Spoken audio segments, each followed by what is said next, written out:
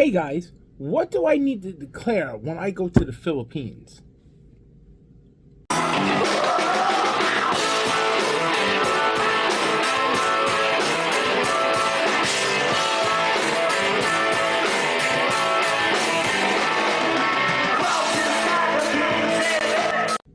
Hey guys, it's your boy Carl coming back at you.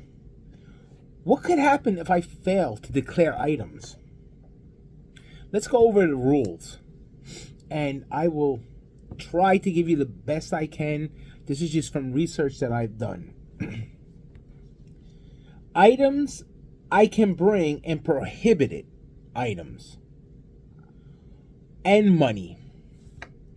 First of all, let's start off with basically a question. Am I subject to search upon arrival in the Philippines, port of entry? The answer is yes. All persons and baggages are subject to search at any time. Doesn't matter if you come in by boat, plane. However, you are subject to search. And so is your goods. Are my goods subject to payments of duty and taxes? All goods, when imported from a foreign country, they are subject to it. Failure to declare any dutiable goods will subject the travel to payment of duties and taxes plus a 30% surcharge based on the total landed goods. The reason I bring that up is because people ship over Bali buy-in boxes. Technically, the Bali buy-in boxes are searchable when they arrive in the Philippines. So let's go over this. Bali buy-in boxes are packages of personal goods for personal use or gifts sent or bought by a Filipino from abroad to their family and relatives in the Philippines. So basically, if I want to be an ass and ship a ton of stuff to them, it can get taxed. Basically, what it comes down to is non-commercial goods or goods not in commercial quantities, strictly for personal use only,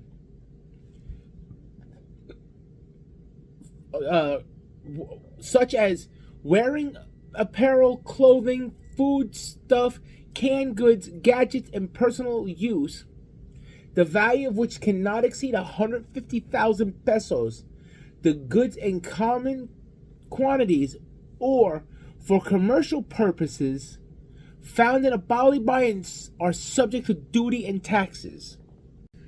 The reason I bring up Bali buy-in boxes is because you hear a lot of people talk about Bali buy-in boxes. And Bali buy-in boxes, for example, I do send them to my wife. I've probably already sent down at least 17 Bali buy-in boxes. They are all for personal use because my intention is to move there within the next few years. And this is personal items of mine. So you can get taxed on certain things if they feel. For example, I have tools that I have to send down, and I have sent down some. If they want to be a wise guy and go through and say, hey, this is commercial use, there isn't really much of an argument that I could give them. So that's what I want to, just talk to people about so they understand. Are you allowed to bring, basically, is an overseas worker allowed to bring home appliances? Yes, provided they are limited to one of a kind and the total value does not exceed the 150,000 pesos. So, if you're there and you say you did find a stove that you want, an electric stove, and you want to send it down, If it doesn't exceed the 150,000 pesos, you can bring it as long as it's one. Let's see. What am I allowed to bring for the availment of duty and taxes privilege? Brand new personal effects and goods for personal use needed during the stay in the Philippines, but not commercial quality. This is what I'm trying to stress. You know, my wife has a Sari Sari store. We took it down for a little bit. We are putting it back up. So if I was to bring down 30 jars of American peanut butter, I could get hit with a tax. Who is entitled to duties and tax-free privileges? Foreigners or Philippine travelers, returning residents or overseas Philippine workers. What happens if you don't declare an item? I basically touched that before, but failure to declare any dutiable goods will subject the traveler to payment of duties and taxes, plus a surcharge of 30% of the total cost of goods. Yeah, can get very, very expensive. Let's see, what's another good question?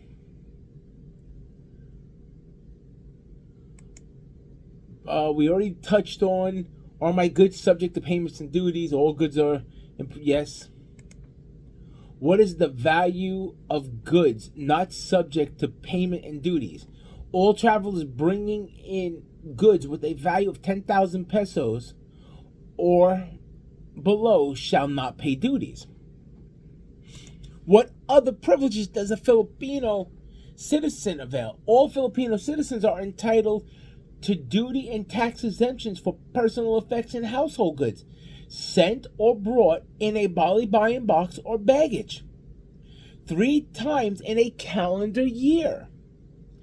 The total value of all availability must not exceed 150,000 pesos, provided the subjects are not in commercial quantities or intended for barter, sale, or hire. I think that is pretty good.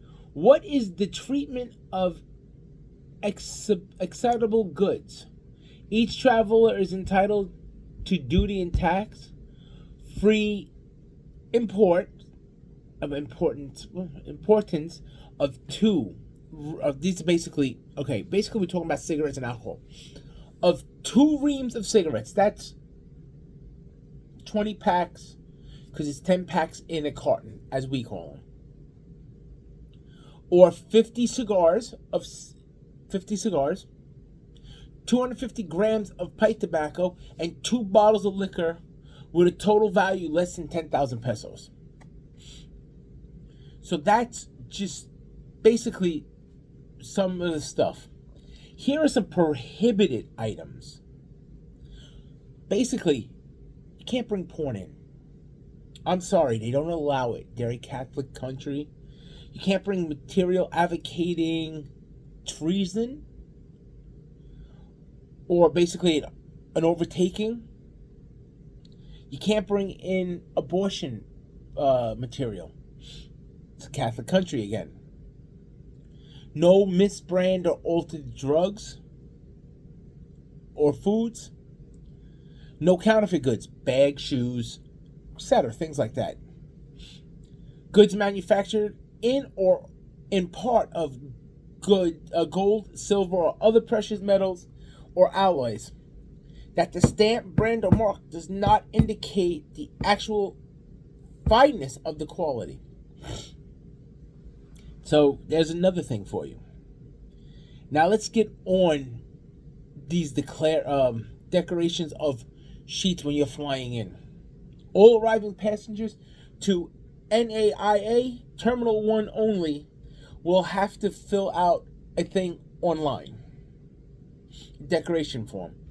Fast, easy, whatever. It's basically go to ideclare.customs .gov.ph. Yes, just so you know, guys, I am reading off a list that I wrote because this was too much to remember.